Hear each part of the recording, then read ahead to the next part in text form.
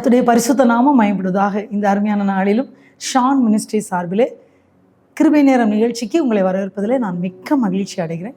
இந்த வேளையிலும் உன் விசுவாசம் உன்னை ரட்சித்தது, சமாதானத்தோடே போ என்ற தலைப்பிலே உங்களோடு ஒரு சில வார்த்தைகளை நாம் தியானிக்க இருக்கிறோம். தியானிப்பதற்கு முன்பதாக இயேசுவை நோக்கி பார்த்து நாம் ஜெபிக்கலாமா? பாவத்தின் நகோரத்தை பாதகத்தின் முடிவினை பாவத்தின் நகோரத்தை பாதகத்தின் முடிவினை பரிகாச சின்னமாய் சிலுவையிலே பலியானின் பாவி உனக்காய். பரிகாச சின்னமாய் சிலுவையிலே பலியானின் பாவி உனக்காய். என்னை நேசிக்கின்றாயா, என்னை நேசிக்கின்றாயா.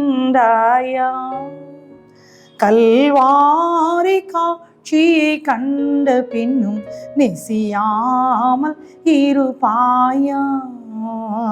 கல்வாரி காட்சியை கண்ட பின்னும் நெசியாமல் இருப்பாயா. வானம்பூமி பாடைத்தீர்ந்தோம், வாடினேன் உன்னை இழந்ததினால். வானம்பூமி பாடைத்தீர்ந்தோம், வாடினேன் உன்னை இழந்ததினால். திடீரட்சிக்க பிதா என்னை அனுப்பினதால் ஓடி வந்தேன் மானிடனாய். திடீரட்சிக்க பிதா என்னை அனுப்பினதால் ஓடி வந்தேன் மானிடனாய். என்னை நேசிக்கின்றாயாம், என்னை நேசிக்கின்றாயாம். கல்வாரி காட்சியை கண்ட பின்னும் நெசியாமல் இருப்பாயாம். உம்மை நேசிக்கின்றேன் நான், உம்மை நேசிக்கின்றேன் நான். கல்வாரி காட்சியை கண்ட பின்னும் நெசியாமல் இருப்பேனோ. கல்வாரி காட்சியை கண்ட பின்னும் நெசியாமல் இருப்பேனோ. அன்புள்ள இயேசு ராஜாதி ராஜாவே, இந்த அருமையான வேளையிலும் அப்பா உம்முடைய சமூகத்திலே வந்திருக்கிறோமப்பா. உன் விசுவாசம் உன்னை ரட்சித்தது, சமாதானத்தோட போன்னு சொல்லி அனுப்புனது போல ஆண்டவரே, இந்த வேளையில் அன்பான உடைய பிள்ளைங்களுக்கு கர்த்தாவே உம்முடைய வார்த்தையில கேட்கும்படியா காத்திருக்காங்கப்பா. ஒவ்வொருவரோடு நீ பேசும்படியாய் ஆண்டவரே, உம்முடைய சமாதானத்தினால் ஒவ்வொருவரும் நிரப்பும்படியாய் ஆண்டவரே, ஒவ்வொருவருடைய விசுவாசங்களை ரட்சிக்கத்தக்கதாக நேசுடைய கிருபை ஒவ்வொரு குடும்பங்களிலும் கடந்து வரும்படியா எங்கள் ஒவ்வொருவரையும் ஆண்டவரே, இந்த வார்த்தையை கேட்டுக்கொண்டிருக்கின்ற ஒவ்வொரு குடும்பங்களும் ஒவ்வொரு பிள்ளைகளும் இந்த நாளிலே சமாதானத்தை பெற்றுக்கொள்ளத்தக்கதாக, தேவனுடைய வல்லமை கடந்து வரத்தக்கதாக, தேவ பிரசனத்தினால் ஒவ்வொரு குடும்பம் நிரம்பும்படியாய் இந்த வேளையிலும் எங்களை தாழ்த்தி உங்களுடைய அன்பு கரத்திலே கொடுத்து ஜெபிக்கிறோம். இயேசுப்பா, நீங்க மட்டும் மயப்பட்டா போதும் ஆண்டவரே. இதனால் வருகின்ற எல்லா கன மகிமை துதி அப்பா இயேசு ஒருவருக்கே செலுத்துகிறோம். இயேசு ரட்சிமலம் ஜெபம் கேளும் நல்ல பிதாவே, ஆமென். எனக்கு மிகவும் பிரியமான அன்பான தேவனுடைய பிள்ளைகளே, இந்த நாளிலும் உன் விசுவாசம் உன்னை ரட்சித்தது, சமாதானத்தோட போ என்று லூக்கா 7:50 வசனத்துல நம்ம பார்க்கிறோம். லூக்கா 7வது அதிகாரத்தில் நாம் பார்க்கிற தேவனுடைய வார்த்தை என்ன அப்படின்னு சொல்லி பார்த்தோம்னா, லூக்கா 7வது அதிகாரம் 37வது வசனம் முதல் 50வது வசனம் வரைக்கும் நாம் ஒவ்வொரு வசனமாக தியானித்து பார்க்கும்போது அங்கே ஒரு பாவியான ஸ்திரீனுடைய வாழ்க்கையிலே இயேசு அந்த மகளை மகிமைப்படுத்தினதையும், அந்த மகளுக்கு சமாதானத்தை கொடுத்ததையும், அந்த மகளுடைய விசுவாசம் அவளை ரட்சித்தது என்று அங்கு குறிப்பிட்டதையும் லூக்கா 7வது அதிகாரத்திலே நம்ம பார்க்கிறோம். பிரியமான தேவ பிள்ளைகளே, அதோடு கூட மார்க்கு 14வது அதிகாரம் 3ஆம் வசனம் முதல் 9வது வசனம் வரைக்கும் அருமையான இந்த ஸ்திரீயை குறித்து நாம் வேதத்திலே பார்க்கிறோம். அநேக முறை இந்த வார்த்தையில் நாம் தியானிக்கிறோம். பிரியமான தேவ பிள்ளைகளே, லூக்கா 7வது அதிகாரத்தில் 6வது வசனத்தை நான் படிக்கிறேன், கேளுங்கள். பரிசேயரில் ஒருவன் தன்னுடனே போஜனம் பண்ண வேண்டும் என்று அவரை வேண்டிக் கொண்டான். இயேசு அந்த பரிசேயனுடைய வீட்டிலே பிரவேசித்து பந்தி இருந்தார். அப்பொழுது அந்த ஊரில் இருந்த பாவியாகிய ஒரு ஸ்திரீ அவர் பரிசேயன் வீட்டில் பந்தி இருக்கிறதை அறிந்து ஒரு பரணியில் பரிமள தைலம் கொண்டு வந்து, 38வது வசனம், லூக்கா 7:38, அவருடைய பாதங்களின் அருகே பின்னாக நின்று அழுது கொண்டு அவருடைய பாதங்களை தன் கண்ணீரினால் நனைத்து தன் தலைமயிரினால் துடைத்து அவருடைய பாதங்களை முத்தம் செய்து பரிமள தைலத்தை பூசினாள் அப்படின்னு சொல்லி நம்ம பார்க்கிறோம். இந்த மகளை குறித்து என்ன சொல்லியிருக்கு அப்படின்னா, அந்த மகளை குறித்து ஒரு பாவியான ஸ்திரீ அப்படின்னு சொல்லியிருக்கு. அதுவும் அந்த ஊரில் இருந்த பாவியான ஸ்திரீ அப்படின்னு சொல்லி போட்டிருக்கு. பிரியமான தேவ பிள்ளைகளே, பாவியான ஸ்திரீ அப்படின்னு சொல்லியாச்சுன்னா ஒரு பொது இடத்துல வருகிறதற்கு அவங்க கொஞ்சம் யோசிப்பாங்க.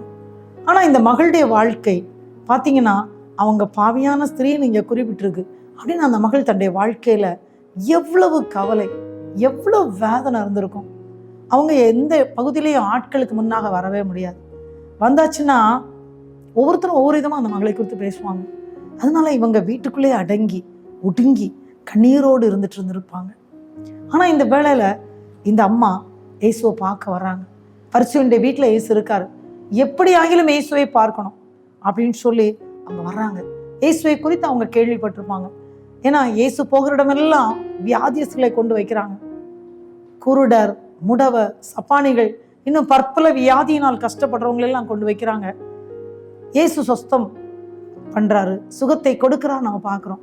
யார் யாரெல்லாம் விசுவாசித்தாங்களோ அவங்களுக்கெல்லாம் அற்புதம் நடந்ததுன்னு சொல்லி பார்க்குறோம். இந்த செய்தி ஒருவேளை இந்த மகளுக்கு எட்டி இருக்கலாம். ஏன் நான் இவ்வளவு துக்கத்தோடு, துயரத்தோடு, கவலையோடு அடங்கி ஒடுங்கி வெளியில பார்க்க முடியாத அளவு நான் வாழ்ந்து கொண்டிருக்கிறேனே, எனக்கும் ஒரு விடுதலை வேண்டுமேன்னு சொல்லி கூட இந்த மகள் நினைத்திருக்கலாம். இப்ப பாருங்க எப்படி வர்றாங்க அப்படின்னா, முதல்ல அவங்க கையில என்ன வச்சிருக்காங்க, ஒரு பரணியில் பரிமள தைலத்தை கொண்டு வந்திருக்காங்க. விலை கூடுனது கையில வைத்திருந்தது, ஒரு விலை உயர்ந்த பரிமள தைலம். இந்த மகள் முதல்ல என்ன செய்யறாங்க, இயேசுடைய பாதத்தருகே வந்துட்டாங்க. பிரியமான தேவ பிள்ளைகளே, ஒருவேளை நீங்களும் ஏதோ ஒரு விஷயத்துல ஒடுக்கப்பட்டு, ஏதோ ஒரு விஷயத்துல கலங்கி, ஏதோ ஒரு விஷயத்துல வெளியில தலை காட்ட முடியாதபடி, இனி எப்படி என்னால் தலை காட்ட முடியும், நான் எந்த தப்பும் செய்யல, ஆனா என் பேரை தவறா சொல்றாங்களே, இல்ல நான் ஏதோ ஒரு தப்பு பண்ணிட்டேன், நான் வெளியில எப்படி நான் இனி வருவேன் அப்படின்னு நினைச்சு கண்ணீரோடு கலக்கத்தோடு இந்த தேவனுடைய வார்த்தையை கேட்டுக்கொண்டிருக்கின்றீர்களா? அன்பான தேவ பிள்ளைகளை, நீங்க கலங்க வேண்டியது இல்லை. ஏன்னா இந்த மகள் என்ன செய்தாங்க, அந்த உயர்ந்த பரிமள தைலத்தை கையில எடுத்துட்டாங்கன்னு சொல்லி பார்க்கிறோம். அவங்க கையில எடுத்தது மட்டும் இல்ல, இயேசுக்கு பாதம் கிட்ட போயிட்டாங்க. இயேசுடைய பாதம், ஏன்னா மரியாதை குறித்து நம்ம பார்க்கிறோம், கர்த்தருடைய பாதத்திலே அவங்க உட்கார்ந்து தேவனுடைய வசனத்தை கேட்டு கொண்டிருந்தாங்களாம். ஆகவே நம்ம லூக்கா 10வது அதிகாரத்துல அதை நம்ம படிக்கிறோம். லூக்கா 10வது அதிகாரம் 52ஆம் வசனம், 42வது வசனம். லூக்கா 10:42. தேவையானது ஒன்றே, மரியாள் தன்னை விட்டு எடுபடாத நல்ல பங்கை தெரிந்து கொண்டாள் என்றார். ஏன்னா தேவனுடைய வசனத்தையே கேட்டுட்டு இருந்தாங்க. இயேசுடைய பாதம் எனக்கு போதும் சொல்லி இயேசுடைய பாதத்தை பற்றி கொண்டாங்கன்னு பார்க்கிறோம். ஆனா மார்த்தாளோ பற்பல வேலைகளை செய்வதில் வருத்தம் அடைந்தவங்களா அவங்க ஆண்டுகிட்ட போய் சொல்றாங்க, ஆண்டவரை என்னை விட்டு இவங்க வந்திருக்காங்கப்பா, இதை குறித்து உங்களுக்கு கவலை இல்லையா, எனக்கு உதவி செய்யும்படி அவளுக்கு சொல்லும்னு வேற சொல்றாங்க. அப்ப இயேசு சொன்னாரு, மார்த்தாளே மார்த்தாளே, நீ அநேக காரியங்களை குறித்து கவலைப்பட்டு கலங்குகிறாய், தேவையானது ஒன்றே, மரியாள் தன்னை விட்டு எடுபடாத நல்ல பங்கை தெரிந்து கொண்டாள் சொல்றாரு. பிரியமான தேவ பிள்ளைகளே, இயேசுடைய பாதம் மிக மிக முக்கியம். அநேக வேளைகள்ல இந்த உலகத்துல நம்ம கலங்கி ஒடுங்கி போறதுக்கு காரணம் என்ன தெரியுமா, இயேசுடைய பாதத்தை பிடிக்காததுனாலதான். இயேசுடைய பாதத்துல நம்ம உட்கார்ந்து அவருடைய வார்த்தையை நம்ம தியானிக்கும் போது, அவர் சொல்றதை நம்ம செய்யும் போது, இந்த பூமியிலுடைய வாழ்க்கையில நம்ம கலங்க வேண்டியது இல்லை. நம்ம ஒடுக்கத்தில் இருக்கக்கூடிய நிலைமை நமக்கு வராது. பிரியமான தேவ பிள்ளைகளே, ஆனா இப்ப பாருங்க, இப்ப இவங்க அந்த ஒடுக்கத்துல இருக்கும்போது, கலக்கத்துல இருக்கும்போது அவங்க நேர இயேசுபாவுடைய பாதத்திலே வர்றாங்க. ஆனா அந்த சபையில எல்லாருக்கும் முன்பதான் அவங்களால நிக்க முடியல. ஏன்னா அவ்வளவு இவங்க ஒடுக்கப்பட்டு இருக்கிறாங்க, சமுதாயத்துல புறக்கணிக்கப்பட்டு இருக்காங்க. தன்னுடைய பாவத்து நிமித்தம் யாருடைய முகத்தையும் அவங்களால பார்க்க முடியல. ஆனா அவங்களுக்கு ஒண்ணு தெரியும், ஏசப்பா பாதத்துல போனா போதும், விடுதலை உண்டு என்பதை அவர்கள் அறிந்திருந்தபடினால இயேசுடைய பாதத்துக்கு பக்கத்துல நிக்கிறாங்க. ஆனா எங்க நிக்கிறாங்க? பின்னால நின்று அழுதுட்டே இருக்கிறாங்க. அழுது கொண்டே அவர்கள் நின்று கொண்டிருக்கிறத எல்லாரும் பார்க்குறாங்க. ஆனா இவங்க என்ன பண்ணாங்களாம்? அவருடைய பாதங்களை தன் கண்ணீரால் நினைக்கிறாங்க. நம்ம கண்ணீரோடு தேவ சமூகத்துல காத்திருக்கும் போது அவனுடைய கண்ணீரை காண்கிற தேவன். அன்னைக்கு ஆகாரின் அழுகுரலை கேட்டார், ஆகாரின் கண்ணீரை அவர் கண்டார். அன்னைக்கு அன்னாள் பிள்ளைக்காக கர்த்தருடைய சமூகத்திலே அவர்கள் அழுகையோடு, அவங்க ஒண்ணுமே சாப்பிடாம துக்கத்தோடு ஆண்டோடைய சமூகத்தில் அவங்க உட்கார்ந்துட்டு இருந்த நம்ம பார்த்துருக்கோம், நம்ம வேதத்துல பார்க்கிறோம். அது நிமித்தம் ஆண்டவர் இந்த பிள்ளைகளுடைய வாழ்க்கையில் அற்புதத்தை செய்தார். அவர் கண்ணீரை காண்கிற தேவன். இந்த மகள் கண்ணீர் விடுறாங்க. பார்த்தீங்கன்னா இயேசுடைய பாதங்களை தன் கண்ணீரினால் நினைக்கிறாங்க.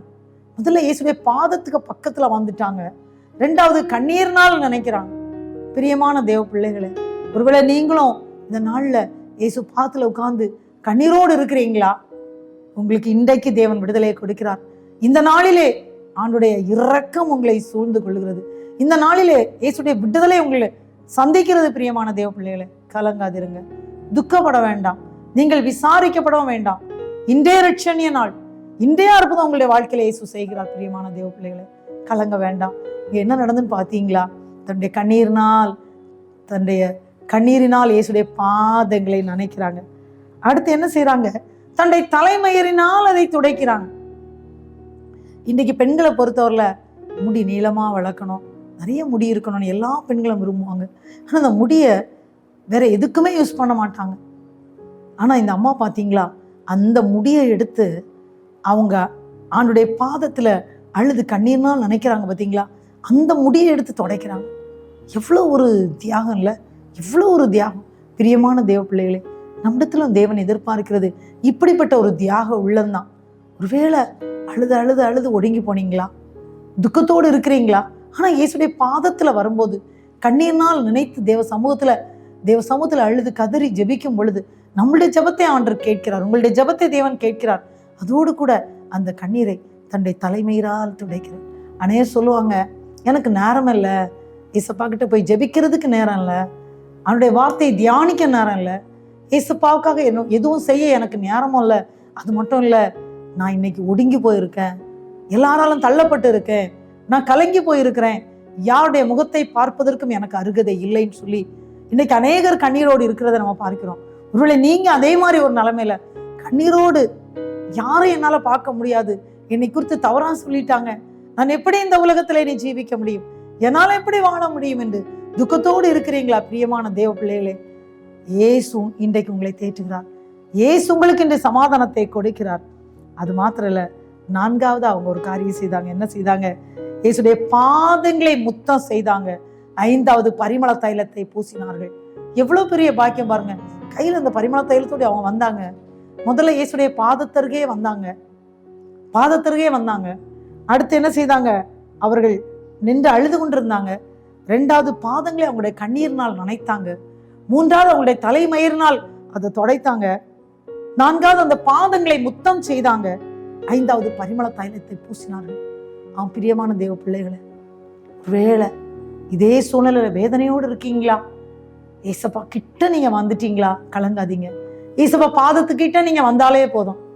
தேவ சமூகத்துல நீங்க ஜெபிக்கும் போதே, தேவ சமூகத்துல நீங்க உங்களை முழுவதும் அர்ப்பணிக்கும் போதே, ஆண்டவருக்கு நீ என்ன செய்ய நினைச்சீங்களோ உங்களால் இயன்றதை நீங்க செய்யும் போது இன்றே உங்களை தேடி சமாதானம் வரும். பிரியமான தேவ பிள்ளைகளே, நீங்கள் கலங்க வேண்டியதே இல்லை. பாருங்க, லூக்கா 7வது அதிகாரம் 39 நீங்க பாத்தீங்கன்னா, அவங்கெல்லாம் பரியாசம் பண்றாங்க. என்ன, இயேசுக்கு தெரியாதா? இயேசுவை தொடர இந்த ஸ்திரீ எப்படிப்பட்டவா? இவ ஒரு பாவியா இருக்காளே, இவன் அவரை தொடுறாளே, அவருக்கு தெரியாதா அப்படின்னு சொல்லி அந்த பரிசேயன் நினைக்கிறாராம். அப்பதான் இயேசு அவனை நோக்கி, சீமோனே, உனக்கு ஒரு காரியம் சொல்ல வேண்டும் அப்படின்னாரு. உடனே அவன் சொன்னான், போதகரே சொல்லுன்னு சொல்றான். அப்ப அவனுக்கு ஒரு எக்ஸாம்பிள் சொல்றாரு. ஒருவனிடத்தில் 2 பேர் கடன் பட்டிருந்தாங்களாம். ஒருவனிடத்தில் 2 பேர் கடன் பட்டிருந்தாங்க. ஒருவனுக்கு 500 வெள்ளிக்காசு கொடுத்தாரு, ஒருவனுக்கு 50 வெள்ளிக்காசை கொடுத்தாரு. 2 பேருக்கும் அந்த அவன் கொடுத்த அந்த வெள்ளிக்காசை திரும்ப கொடுக்க அவங்களால முடியல. ஆனா அவன் என்ன பண்ணான், அந்த 2 பேரையும் கூப்பிட்டு 500 வெள்ளிக்காசு கொடுத்தானே ஒருத்தட்ட, அவருக்கும் மன்னிச்சிட்டான். 50 வெள்ளிக்காசு கொடுத்தவரையும் மன்னிச்சிட்டான். இப்ப இயேசு கேட்கிறாரு, இந்த 2 பேர்ல யார் அன்பா இருப்பாங்க, அதிகமான அன்பு இவனில் கூறுவார் அப்படின்னு. அப்பதான் சீமோன் சொல்றான், எவனுக்கு அதிகமாய் மன்னித்து விட்டானோ அவனே அதிக அன்பா இருப்பான் என்று நினைக்கிறேன் என்றான். அதற்கு இயேசு சொன்னார், நிதானமாய் நீ சொன்னான்னு சொல்லிட்டு சொன்னாரு, சரியாய் நிதானித்தாயின்னு சொன்னாரு. சொல்லிட்டு சொன்னாரு 44வது வசனம், ஸ்திரீண்டமா திரும்பி சீமோனை நோக்கி, இந்த ஸ்திரீயை பார்க்கிறாயே, நான் உன் வீட்டில் பிரவேசித்தேன். அவர் சொல்றாரு, நீ என் கால்களுக்கு தண்ணீர் தரவில்லை. பிரியமான தேவ பிள்ளை, இன்னைக்கு இயேசு இப்ப நம்ம பார்த்து அப்படி சொல்ல முடியுமா? மகளே, மகனே, நான் உன் வீட்டுலதான் இருக்கேன், நீ என்னை வீட்டுக்குள்ள ஏற்றுக்கொண்டுட்ட, நீ என்ன ஏசப்பா என்னுடைய ரட்சகர்னு சொல்ற, ஆனா நீ என் கால்களுக்கு தண்ணீர் தரவில்லை, கால்களுக்கு நீ தண்ணீர் கொடுக்கல. என்னை ஏற்றுக்கொண்டது உண்மைதான், ஆனா நீ என்னை ஏற்றுக்கொண்டு உன் வீட்டுக்குள்ள நான் வந்திருக்கேங்கிறதே நீ மறந்துட்ட மகனே, மகளே. ஆண்டவர் உங்களை பார்த்து தான் பேசுகிறார். அதே வார்த்தையை சீமோன்ட்ட சொல்றாரு. இப்ப அடுத்து சொல்றாரு, இவ தன்னுடைய கண்ணீரினால் என் கால்களை நனைத்தாள், என் கண்ணீரினால் கால்களை நினைத்தாள். அது மட்டுமா, தனது தலைமயிரினால் அவைகளை துடைத்தாள். நீ என்னை முத்தம் செய்யவில்லை, இவ்வளோ நான் உன் பிரவேசித்தல் என் பாதங்களை ஓயாமல் முத்தம் செய்தாள். அல்லேலூயா. அன்பான தேவ பிள்ளைகளை, ஆண்டவர் அதான் எதிர்பார்க்கிறாரு. முத்தம் செய்யறதுன்னா என்னது? இயேசுவில் அன்பு கூறுகிறது. அவர் சொன்னார்ல, உன் தேவனாய கர்த்தரிடத்தில் உன் முழு இருதயத்தோடும், உன் முழு ஆத்மாவோடும், உன் முழு மனதோடும், உன் முழு பலத்தோடும் அன்பு கூறு. அனே சொல்லுவாங்க, எனக்கு ஆண்டுடைய ஆலயத்துக்கு போறதுக்கும் நேரம் இல்லை, வேதத்தை படிக்கிறதுக்கும் டைம் இல்லை. ஆனா ஒண்ணு தெரியுமா, இயேசு நம்மளை எவ்வளவு நேசிக்கிறார் தெரியுமா? அப்படி அவர் நம்மை அவ்வளவு நேசிக்கிறார்னு தெரிஞ்சா வேதத்தை கையில எடுக்காம இருக்க மாட்டோம், வேத வார்த்தையை படிக்காம இருக்க முடியாது, அவனுடைய ஆலயத்துக்கு போகாமல் இருக்க முடியாது, இயேசுக்கு நன்றி சொல்லாமல் இருக்க முடியாது. பிரியமான தேவ பிள்ளைகளை சிந்தித்து பாருங்க. நீங்க எப்படி இருக்கிறீங்க? எனக்கு நேரமே இல்லை, நான் ரொம்ப பிஸியா இருக்கேன்னு சொல்றீங்களா? பிரியமான தேவ பிள்ளைகளை, இங்க என்ன நடந்துச்சு பாத்தீங்களா? அவர் சொல்றாரு, நீ என்னை முத்தம் செய்யவில்லை, ஆனா அவள் உட்பிரவேசித்ததுலாம். பிரியமான தேவ பிள்ளைகளை, அநேகர் இயேசுவை ஏற்றுக்கொள்ளுவாங்க, ஆனா அதுக்கு பிறகு இயேசப்பா கிட்ட பேசுறதே இல்லை, ஜெபிக்கிறதே இல்லை. இயேசுடைய சத்தத்தை கேட்கணும்னா தேவனுடைய வார்த்தையை எடுத்து வாசிக்கணும். அதை வாசிக்கும் போது தேவன் உங்களோடு பேசுவார். அவர் சொல்லுவார், நான் உனக்கு போதித்து நீ நடக்க வேண்டிய வழியை உனக்கு காட்டுவேன், உண்மையிலின் கண்ணை வைத்து உனக்கு ஆலோசனை சொல்லுவேன். ஆனா வேத வசனத்தை படிச்சா மட்டும்தான் இயேசுடைய சத்தத்தை நம்ம கேட்க முடியும். ஆனா அதை செய்யாமலே இருந்தா எப்படி ஆண்டவர் இந்த வார்த்தையை நம்மை குறித்து சொல்ல முடியும்? ஆனா அவர் சொல்றார், நான் உட்பிரவேசித்தது முதல் என் பாதங்களை ஓயாமல் முத்தம் செய்கிறார். பிரியமான தேவ பிள்ளைகளே, நாம் இயேசுவே அவர் பாதங்களை முத்தம் செய்யறதுன்னா அவரோடு கூட இருக்கிறது, அவர் விரும்புகிறதை செய்கிறது, அவருடைய வார்த்தைகளை படித்து அதன்படி வாழ்வது, அவருடைய சித்தத்தை நிறைவேற்றுவது, அவரில் அன்பு கூறுவது. அப்போ அவர் சொன்னாரு, நீ என்கிட்ட அன்பு கூறுற அப்படின்னா என் கற்பனையில நீ நிலைத்திருப்பான்னு சொன்னாரு. நீ என்கிட்ட அன்பு கூறுற அப்படின்னா என்னுடைய கற்பனை நிலைத்திருப்ப, நான் சொன்னதை நீ செய்வா. பிரியமான தேவ பிள்ளைகளை, அப்படி செய்யறோமா? கொஞ்சம் நம்ம யோசிச்சு பார்க்கலாமா? அடுத்து சொல்றாரு, என் தலையில் நீ எண்ணெய் பூசவில்லை, நீ என் தலையில் எண்ணெய் பூசவில்லை, இவ்வளோ என் பாதங்களில் பரிமள தைலம் பூசினாள். பிரியமான தேவ பிள்ளைகளை, தேவன் இந்த பூமியில நம்ம ஒவ்வொருவரையும் தெரிந்தெடுத்திருக்கிறார். இந்த மனுக்குலம் எல்லாமே இயேசுவுக்கு சொந்தம் தான். எல்லாருமே அவர் நேசிக்கிறார், எல்லாருமே சமாதானத்தோடு வைக்கணும்னு அவருக்கு ஆசை. ஒருவர் கூட மனுக்குலத்துல கெட்டு போறது இயேசுபாய் சித்தம் இல்லை. எல்லாரும் வாழ்ந்திருக்கணும், எல்லாரும் இயேசுவுக்காக வாழணும், எல்லாரும் இயேசுவுக்காக முடிவரை நிலைத்து நிற்கணும், தேவன் கொடுக்கிற சமாதானத்தை பெற்றுக்கொள்ளணும்னு சொல்லிதான் இயேசுவுக்கு ஆசை. அவர் சொன்னாரு, நீ என் தலையில் எண்ணெய் பூசவில்லை, இவ்வளோ என் பாதங்களில் பரிமள தைலம் பூசினாள். அந்த பரிமள தைலம் பாத்தீங்கன்னா அவ்வளவு விலை உயர்ந்தது பாருங்க, அவ்வளவு விலை, த பெஸ்ட் ஆண்டவர் கொடுத்தாங்க, த பெஸ்ட். அவ்வளவு விலை உயர்ந்த பரிமள தைலத்தை அவங்க என்ன செய்தாங்க, ஆண்டுடைய பாதங்களில் பூசினாங்க. அவர் அதை சொல்றாரு, என்ன தெரியுமா சொன்னாரு, அதனால் நான் உனக்கு சொல்கிறேன், இவள் செய்த அநேக பாவங்கள் மன்னிக்கப்பட்டதுன்னு சொல்லி லூக்கா 7வது அதிகாரம் 47ஆம் வசனத்துல சொல்றாரு. சொல்றாரு, இவள் மிகவும் அன்பு கூர்ந்தாளே. பிரியமான தேவ பிள்ளைகளே, எந்த அளவு இயேசு மேல அன்பு வச்சிருக்கீங்க, எந்த அளவு இயேசுக்கா வாழ்ந்துட்டு இருக்கீங்க. ஒருவேளை நீங்க வெளியே வர முடியாத சூழ்நிலை இருந்தாலும் இயேசு பாதத்துல வந்துட்டீங்கன்னா நிச்சயமா உங்க வாழ்க்கையில் இருக்கிற எல்லா வேதனைகளை அவர் மாற்றுவார். ஒருவேளை மனுஷர்கள் உங்களை கேவலமா பேசலாம், மனிதர்கள் உங்களை ஒருவேளை ஒரு மாதிரியா பார்க்கலாம். கவலைப்படாதீங்க, இயேசு கிட்ட வந்துருங்க, இயேசுடைய பாதத்துல வந்துருங்க, அவரை கட்டியா பிடித்து கொள்ளுங்க, அவரோடு கூட இருங்க, இயேசுவில் அன்பு கூறுங்க. பிரியமான தேவ பிள்ளைகளே, பாருங்க, அவர் சொன்னாரு, யார் கொஞ்சமா மன்னிக்கப்படுறதோ அவன் கொஞ்சமா அன்பு கூறுவான்.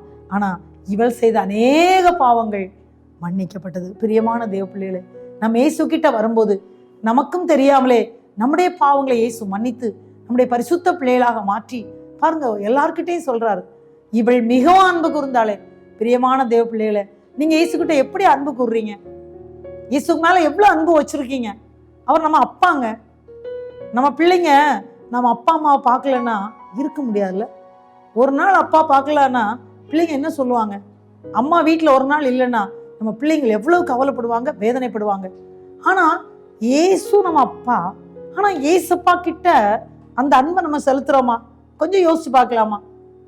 ஆண்டவரே, நான் இன்னைக்கு உங்கள்கிட்ட பேசலப்பா, நான் எப்பவும் உங்கள்கிட்ட பேசணும்ப்பா. ஆண்டவரே, நான் உங்களை எப்பவும் பார்க்கணும், உங்க சத்தத்தை நான் கேட்கணும்ப்பா. இயேசுவே, நீங்க என்னோட உரையாடுறத, நீங்க என்னோடு பேசுறத, வார்த்தை மூலமா, தேவனுடைய வசனம் மூலமா என்கிட்ட பேசுறத நான் ருசிக்க விரும்புறேன்னு சொல்லணும். ஏன்னா அன்னைக்கு எம்மாவூருக்கு போன சீஷர்கள் இயேசு நடந்து அவங்களோடி போகும்போது இயேசு பேசுனது அவங்க என்ன தெரியுமா சொன்னாங்க? அந்த வார்த்தையை சொன்னாங்க. அப்ப இயேசு பேசணும் முதல்ல அவங்க அறியல, அப்புறம் அறிஞ்சிட்டாங்க அவர் இயேசுதான். அப்ப சொல்றாங்க, நம்முடைய உள்ளங்கள் குளிர்ந்து விட்டு எரியவில்லையா? பிரியமான தேவ பிள்ளைகளே, இந்த வார்த்தைகளை நம்ம வாசித்தாலே, அந்த வார்த்தைகளை தியானித்தாலே, அந்த வார்த்தையை, அந்த போதகத்தை ஆலயத்துல போய் நம்ம அந்த போதனையை கேட்டாலே நம்முடைய உள்ளங்கள் குளிர்ந்து விட்டு எரியும். பிரியமான தேவ பிள்ளைகளே, அவர் நம்முடைய அப்பா. அவர் அதான் அப்பா பிதாவின் கூப்பிடுற பாக்கியத்தை கொடுத்திருக்கிறாரே. அவர் நம்ம அப்பா, நம்ம ராஜாதி ராஜா, நம்ம நேசிக்கிறவர், நமக்கா இந்த பூமியிலே தன்னுடைய ரத்தத்தை சிந்தினவர். ஏன்னா அவருடைய ரத்தத்தினாலதான் நம்ம மீட்பு பெற முடியும். அவருடைய ரத்தம் தான் நம்முடைய பாவங்களை கழுவி சுத்திகரிக்கும். பிரியமான தேவ பிள்ளைகளே, கொஞ்சம் நீங்க யோசித்து பார்ப்பீங்களா? இப்ப சொல்றாரு மகளை பார்த்து, உன் பாவங்கள் மன்னிக்கப்பட்டதுன்னு சொல்றாரு. உன் பாவங்கள் மன்னிக்கப்பட்டது. பிரியமான தேவ பிள்ளைகளே, ஒருவேளை என்னுடைய பாவத்திற்கு எனக்கு ஒரு ஏதாவது பரிகாரம் இருக்கிறதா? என்னுடைய வாழ்க்கையில நான் எவ்வளவு பாவம் செய்திருக்கிறேனே, இயேசுக்கு பிரியமில்லாம நடந்திருக்கிறேனே, என்னுடைய வாழ்க்கையில ஏதாவது பரிகாரம் இருக்கிறதான்னு சொல்லி கண்ணீரோடு இருக்கிறீங்களா?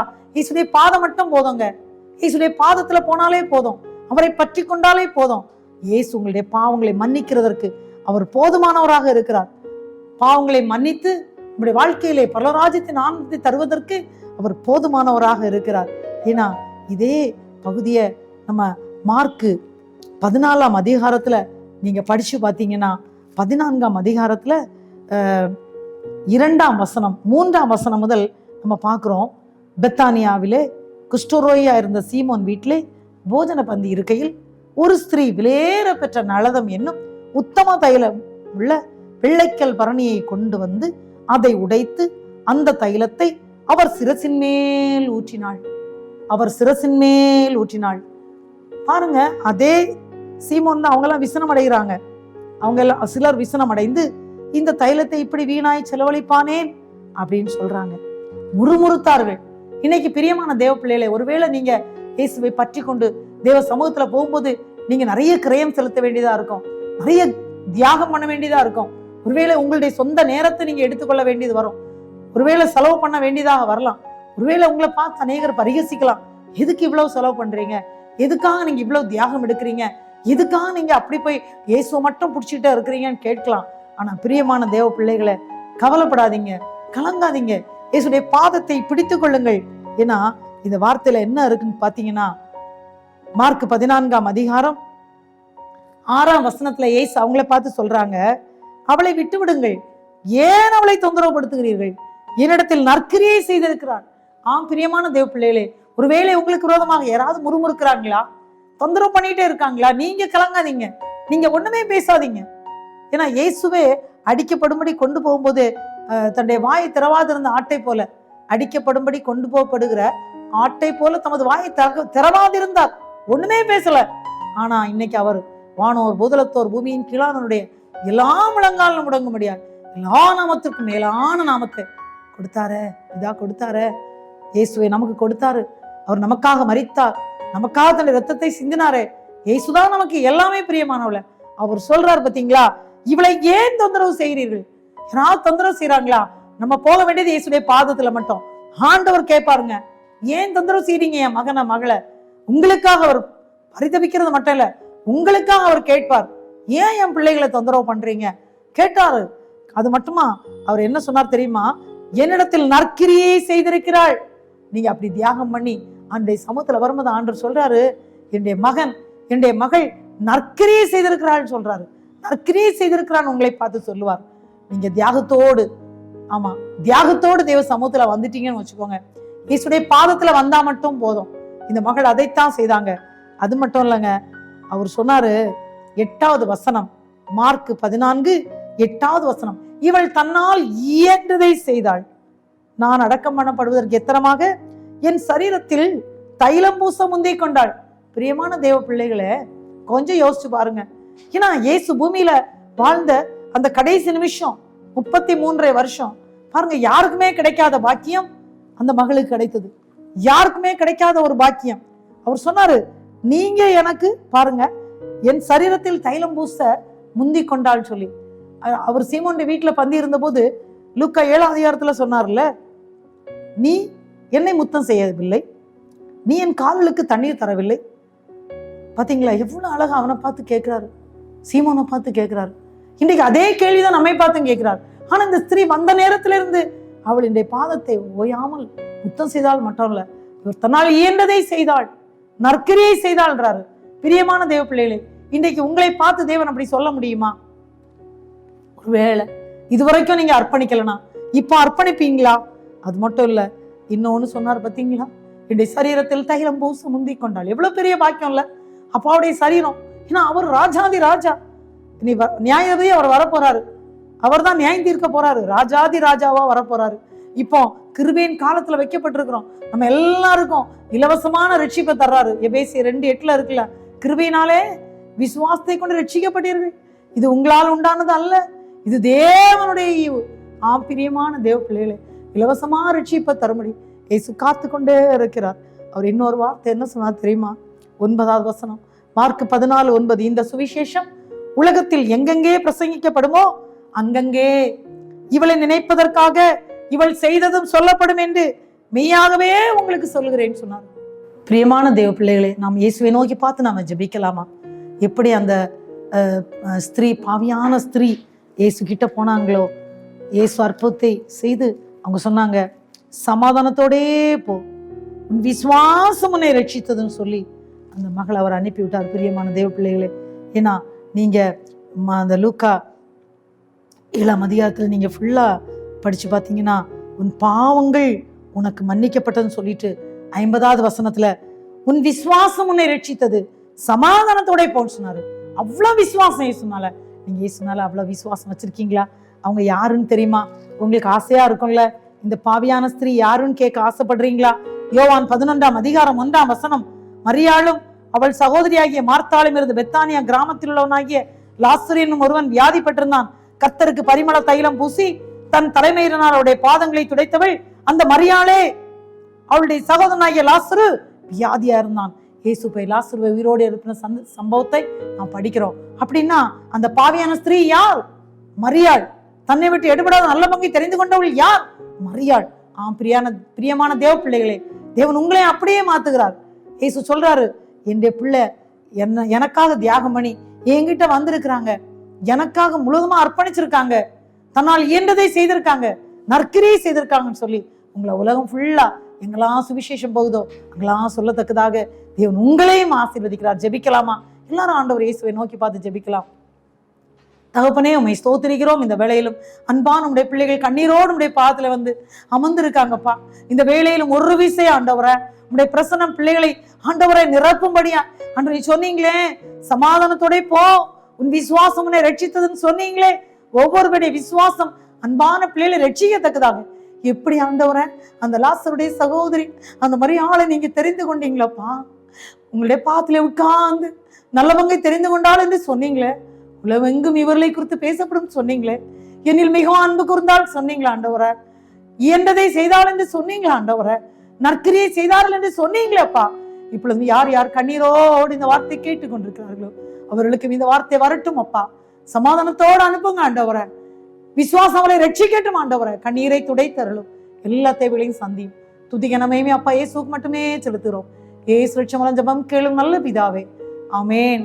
என் ஆத்மாவே கர்த்தரை ஸ்தோத்திரி, என் முழுவதுமே உடைய பரிசுத்த நாமத்தை ஸ்தோத்திரி. என் ஆத்மாவே கர்த்தரை ஸ்தோத்திரி, கர்த்தர் செய்த சகல உபகாரங்களை மறவாதே. ஆமென், ஆமென். God bless you. கர்த்தர் தாமே உங்கள் ஒவ்வொருவரையும் அளவில்லாமல் ஆசீர்வதிப்பாராக. ஆமென், ஆமென்.